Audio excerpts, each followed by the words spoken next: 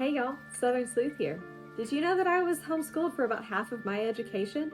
One of the rules I was given as a younger homeschooler was only educational activities during school hours, even if my actual school was done. This led to a lot of Animal Planet between lunch and 3 p.m. But you know what else is educational? The Nancy Drew computer games. From learning Morse code in Danger on Deception Island, to Roman numerals and Ghost Dogs in Moon Lake, to what niacin is about in the Haunted Carousel, there is no end to the educational opportunity of a Nancy Drew game. Being able to play some of my favorite computer games because they were educational was great. Whether you're homeschooled in a traditional school setting or somewhere in between, there's no end to the educational opportunities of the Nancy Drew game, plus being able to learn and practice different critical thinking skills. So what about the newest Nancy Drew game, Mystery of the Seven Keys? Well, Her Interactive teamed up with a group of us in the educational field to create their newest learn and play, and I might be biased, but I think it's their best one yet. From creating geodes to sequencing marionette dolls to adding up gems, this learn and play covers a variety of subjects, and to make it even easier on teachers, Common Core standards have been added wherever applicable. Even if your school doesn't use Common Core standards, it can help you get started on where your applicable standards line up, which is a great time saver. These sheets can be found on Her Interactive's website on the homepage header, at least at the time of this video. If not, just go to where you would actually buy the game on the website, scroll down and find the learn and play there. These sheets vary from needing to play the whole game to only needing to talk about the game or even just parts of the game for accessibility purposes. We know not everyone is able to play a full computer game in their classroom, and we don't want you to feel left out. To prove this, I did some sheets with the school-age kids in my life without playing the game and asked for their feedback. These two kids are homeschooled, just like I was, and they really love finding unique activities to make school feel less repetitive and more hands-on. The first sheet we did was the Visit Prague sheet so they could learn more about the setting of the game. We also watched the trailer to get them excited about learning more. The younger elementary one did require some hands-on assistance from the older elementary one, which allowed both of them to use critical thinking skills and get the support they needed. It was really fun watching them learn how to say new words like Czech and Bohemia, and even taking a shot at sounding out Czechoslovakia. The older one also did the coffee culture word bank sheet, while the younger one designed latte art. Do you recognize the middle drawing? That's Lilo.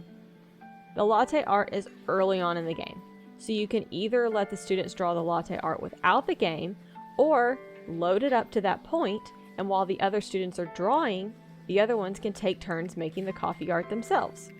Once you learn how to make each cup, you can even write the instructions for the ingredients per type of order on the board, and the students can practice their written instruction skills tiered to their specific age. The biggest hit of the night was definitely the flavorful fraction sheets, which comes in 2 levels of complexity.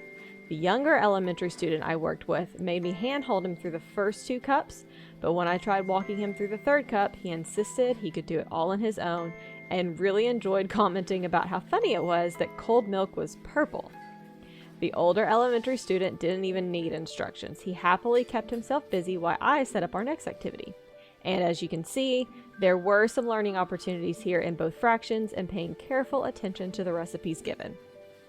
The puppet sequencing is my favorite because it's the first one the sleuthy teacher and I immediately had all sorts of ideas for and standards that it matched. On this sheet, there is a QR code for the actual puppet show from the game. It is a great way to be able to incorporate the game even with a computer that can only handle YouTube. The students watch the marionette show in sequence when the characters show up, and it's really easy to tier the sheets based on ages.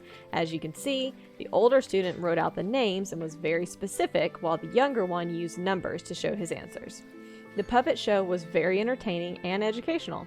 It alone can spark conversations on sequencing, fairness, history, and so much more. Our final activity of the night was the geological geodes. I had prepped the eggshells beforehand, but that's because I only had one evening with them. But it did minimize the time, and they were so excited about it. Their favorite part was adding the Epsom salts into the boiled water, which I poured, and seeing it all dissolve into the water. We got to talk about water molecules and how the gems showed up in the game. Our gems didn't turn out the best, but we had to let the water cool down a little so they could pour it, and I think it needed to be much hotter so the molecules didn't settle. A good learning experience and another way to test out the experiment. By the end of the night, all they wanted to do was play Mystery of the Seven Keys and learn all about progs, gems, and coffee. Even though we couldn't complete every sheet, it still kept us busy for a few hours and really touched on a lot of different critical thinking skills. I left them with the design your own cover art sheet, but they're being perfectionists, and I'm still waiting on those finished projects. These are just a few of the examples you can do with or without the game on hand, still getting to introduce the students to the games. These games can be an excellent use of time for homeschool students who don't get a formal computer lab time on their schedules like traditional schools often have. The 34 standard Nancy Drew games are designed to enhance critical thinking skills without the player even knowing they're learning. With homeschooling, normal schoolwork is often done far before the school hours are up.